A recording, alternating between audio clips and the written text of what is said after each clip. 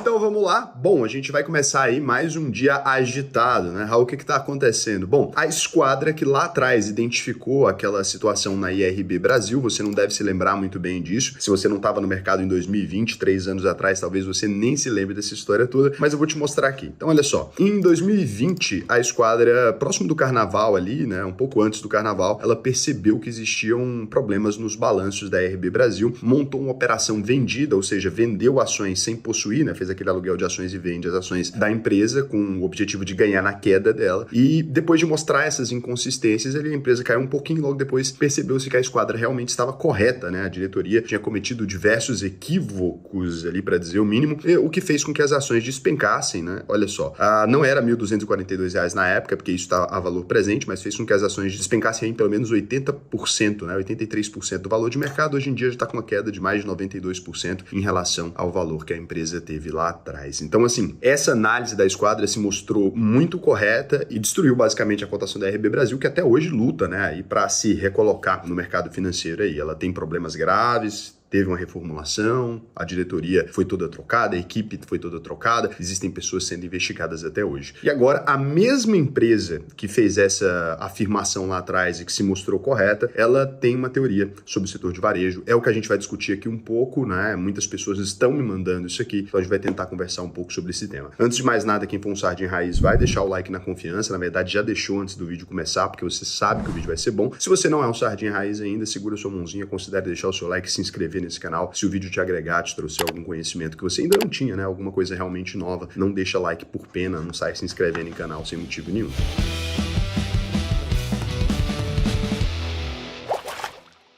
Então, olha só, varejistas adotam mensuração sem lógica econômica e criam trajetória irracional. É isso que a esquadra está falando. E aí, ela tem algumas posições muito claras. Então, aqui está a carta completa, na verdade foi publicada no dia 19 de agosto. Então, eles já começam aqui a carta com prezados cotistas, explicam, né, como é que, para que servem essas cartas. Eles sempre fazem ponderações sobre o Brasil, sobre a macroeconomia, muitas vezes sobre a microeconomia também. Então, eles vão fazer aqui algumas considerações a respeito especificamente do setor de varejo. É isso aqui que foi o principal foco da carta. Eu vou deixar o link para a carta completa, caso você queira ler na íntegra aqui embaixo. Então, nas 22 páginas que tem aqui nessa carta da esquadra, eles começam falando sobre a fraude nos resultados americanas, e aí eles vão ali falando sobre o marketplace, sobre o grande volume de antecipação de recebíveis, o que resulta em um custo financeiro. Então, só para explicar essa situação da antecipação de recebíveis, é o seguinte: quando você passa o seu cartão de crédito numa maquininha para comprar um produto, vou comprar um celular em 12 vezes, o varejista ele pode escolher receber esse dinheiro no fluxo, né? Ou ele pode escolher fazer uma antecipação desse dinheiro pagando um custo maior de crédito. Só que quando ele faz isso, muitas vezes quase toda a margem, principalmente na taxa Selic do jeito que ela está agora, ela vai direto nessa taxa ali, porque muito dessa margem está nessa antecipação de recebíveis. Só que as empresas precisam reformular o estoque delas, precisam repor aquela peça que foi vendida e elas começam a fazer uma situação muitas vezes que gera um prejuízo muito grande. Isso aliado a um descontrole cambial pode ser um fator que mata essas empresas. Já aconteceu com outras empresas do setor de varejo gigantes, né, que chegaram a ter faturamentos bilionários. E aí a esquadra vai apontando aqui que várias empresas têm recorrido a essa gestão de curto prazo para apresentar um caixa mais robusto, para formar um caixa e um endividamento menor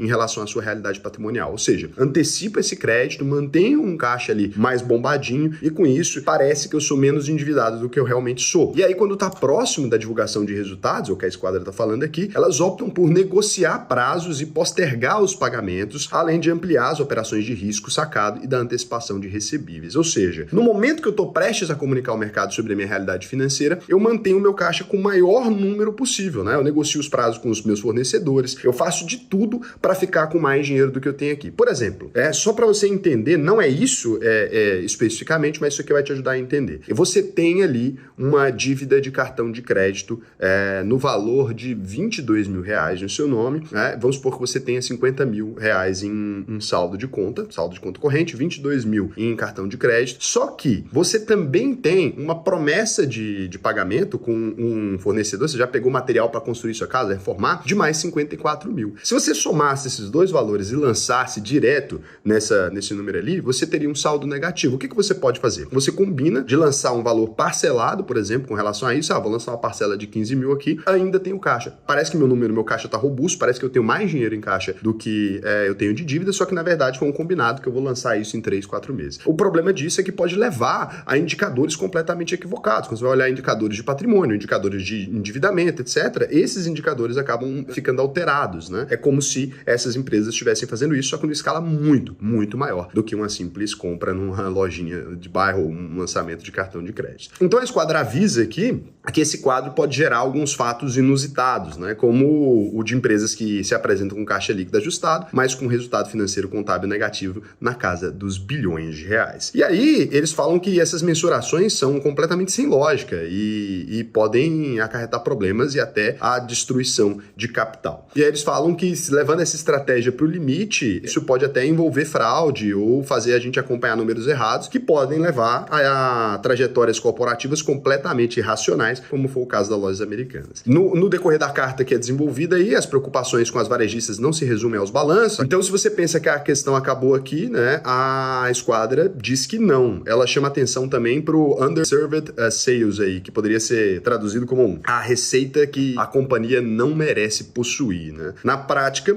quando a gente vai olhar o que é isso, a gestora fala que o conceito teria como referência a parcela das vendas que nunca conseguirá oferecer suficiente retorno sobre o capital investido. Então, uma parte das vendas ali, na verdade, nunca vai ter um ROI, nunca vai ter um retorno positivo. E aí, para poder ancorar isso aqui, falar de onde que eles estão tirando isso, eles perguntam aí sobre onde foi parar o volume de vendas da Americanas depois da descoberta da fraude. E aqui eles fazem uma análise muito interessante, né? Existia um volume de vendas ali da Americanas, né, muito grande. A gente descobre a fraude da Americanas, esse volume de vendas deveria ter sido absorvido, né? Tá vendendo uma quantidade de produto, deveria ter sido absorvido pelos outros pares, como por exemplo o Mercado Livre e a Magazine Luiza. E na verdade não foi o que aconteceu, a gente não observa esse aumento nas concorrentes. Na carta, então, a Esquadra disse que de forma contraintuitiva, apenas um pedaço dessa venda foi abocanhado pelos concorrentes e diminuiu, na verdade, o volume de vendas geral. E aí a leitura que eles fazem disso é que no cenário atual, os demais players do segmento não quiseram esse faturamento que era artificial e era comprado, na verdade, né? Não era um volume de vendas real ali que fosse possível ser mantido. Estava sendo mantido com insumos artificiais. As pessoas não estavam comprando realmente porque precisavam dos produtos ou porque os produtos realmente geravam um bom resultado. Eles estavam comprando ali, talvez por conta do preço ou por outras questões que, na verdade, não eram reais. Então, as empresas não quiseram fazer isso aí, pelo menos o que a Esquadra conclui. E para a Esquadra aí, uma das questões do porquê que essas empresas não absorveram isso é que esse vício em ganhar participação de mercado a qualquer custo não fideliza necessariamente o cliente, que está competindo muito mais por preço no mercado hoje em dia, e conquistar esse cliente com prejuízo não faz sentido, já que você vai só ficar pagando para ter um cliente. E aí ela vai entrando aqui, né, em diversos motivos para explicar que a competição está cada vez maior e com isso as varejistas estão gastando muito dinheiro com CAC, que é o custo de aquisição por cliente, estão pagando cada vez mais caro para adquirir um cliente, logística, tecnologia, oferta de novos serviços e prazos de recebíveis. Então, cada vez mais, o próprio varejo está se apertando e se matando ali. As empresas começaram a tomar várias medidas para modificar a contabilidade e as métricas gerenciais aí. Então, estão apresentando números artificiais numa competição doida e não realmente o número certo ali que deveria estar sendo observado. Se a gente pega, por exemplo, a forma como era calculado antes ou a forma como essas empresas estavam fazendo antes, hoje, se a gente comparasse, elas estão fazendo coisas muito diferentes para obter resultados até piores, né? Então,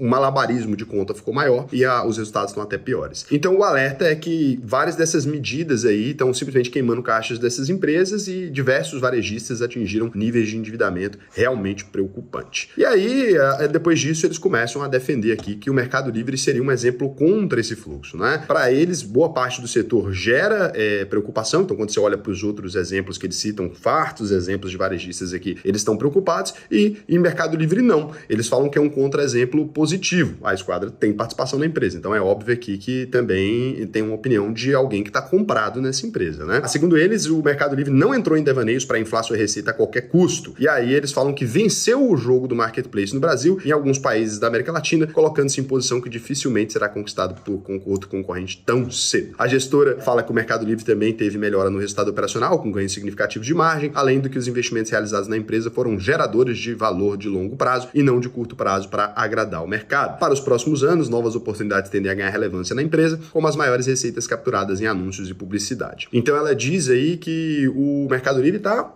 bombando, tá lindo, comparado com as outras empresas que têm uma rentabilidade substancialmente inferior ao custo de capital, o que poderia levar a ajustes do tamanho dessas empresas no futuro, né? Além do Mercado Livre, né, a Esquadra também chama atenção para outras empresas que eles têm aí em carteira, que apresentam incrementos na receita e na rentabilidade dos últimos meses. Aí eles falam de Equatorial, EQTL3 aí, que adquiriu a CELG, né, que é a Companhia de Energia Elétrica do Estado de Goiás, e as indicações iniciais são de que a empresa deve conseguir replicar o histórico de turnaround de geração de valor, ou seja, vai dar a volta por cima na CELG, que estava meio mal das pernas ali, e vai começar a gerar valor. Outra empresa que eles têm no portfólio também foi a Prio 3, a PetroRio. A Esquadra observa que os campos da petroleira superam a expectativa inicial de volume de produção, então tá tudo lindo. Da mesma forma, houve avanço em companhias como XP para eles e Rumo, que é a Rail 3 aí, no primeiro caso. Então a Esquadra diz que o grupo usou parte do excesso de capital e lucro para recomprar as ações a preços baixos, enquanto a Rail 3 aí conseguiu manter para eles, né, o poder de compra com a solução logística competitiva dentro do agronegócio do Centro-Oeste brasileiro. Então é isso aí. Grupo Mateus também e Ultrapar entram na lista do que eles consideram como evolução e bababá. Então, um resumo aqui do que a Esquadra está dizendo, né, é basicamente, ignorando os termos mais técnicos, essa coisa toda que a gente entrou dentro, é que basicamente a foto das varejistas está muito diferente do produto real, né? Então é a imagem meramente ilustrativa o que eles estão dizendo aqui. Independente de ser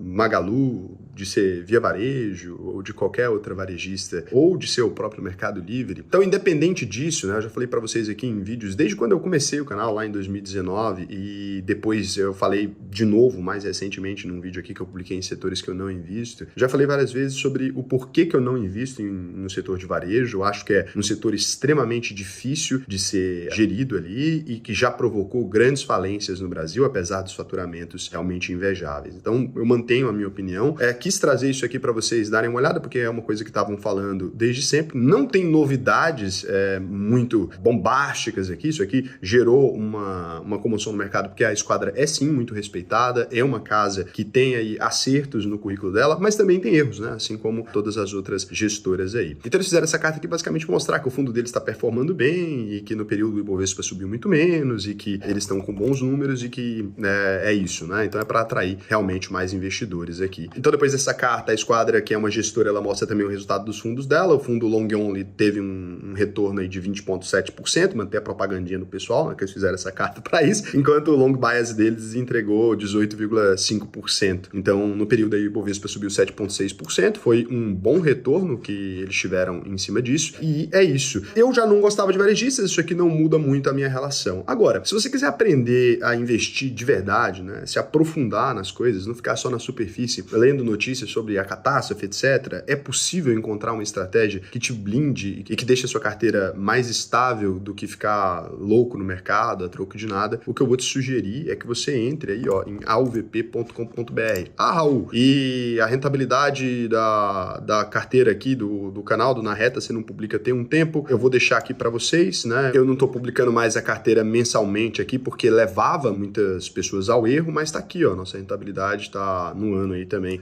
em 20,61% contra o Ibovespa, que foi de 5,87% até o nosso período de observação aqui, né? Então, até o dia 15 de agosto, né? E mesmo com as quedas mais recentes também, a carteira continuou com a performance aí de 17 ponto alguma coisa. Então, nesse ano também tá muito bom, mas não é um ano que a gente tem que observar, né? Essa aqui é uma carteira de comprar e segurar e manter. Eu vou publicar o Na Reta, como eu publicava antes, só que agora a cada 3 meses ou alguma coisa nesse sentido, porque ele leva as pessoas, às vezes, a comprar ativos sem entender o que estavam fazendo. Eu não quero ter pessoas seguindo uma estratégia sem entender o que essa estratégia está significando e também correndo o risco de perder dinheiro, né? Fiquei refletindo muito sobre isso. Eu posso publicar os números, não tenho vergonha nenhuma deles. Tem gente que replicou essa carteira em sistemas aí para continuar acompanhando e estão divulgando da mesma forma. Lá no Twitter tem muita gente que divulga essa carteira com os últimos dados mais atualizados delas. E é uma carteira pública, não tem porquê eu ter dificuldade com expor esses números aqui. Expus por muitos anos. Tá aqui ainda. Se você quiser aprender a investir de verdade, eu te sugiro sempre auvp.com.br. Clica aqui no botão Faça sua análise de perfil.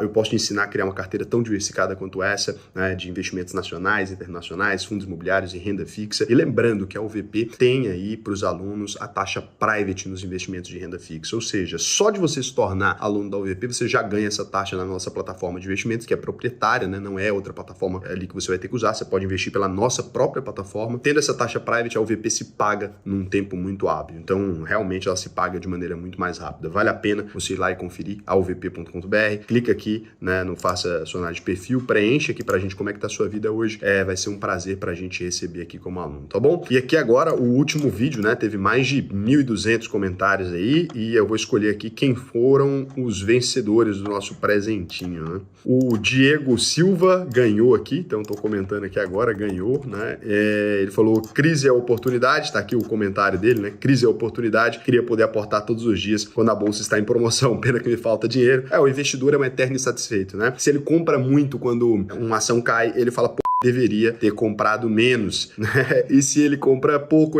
na hora que sobe, ele fala, pô, deveria ter comprado mais, né? Então, independente de tá subindo ou tá caindo, o investidor tá sempre triste. Então, é isso. Ele foi um dos vencedores, vou escolher mais uma aqui. Então, a Lete Viana comentou aqui também, crise é oportunidade apenas, muito obrigado pelo excelente conteúdo. Eu falei, ganhou. Se você quiser ganhar um prêmio, a frase do vídeo de hoje é, varejo, tô fora, né? E aí, só colocar isso em algum momento do seu comentário. Pode comentar outra coisa, escrever isso aí embaixo, que aí você já tá concorrendo a um presentinho aí, tá bom? Então, um beijo pra vocês, espero que tenham gostado do vídeo, até o próximo vídeo.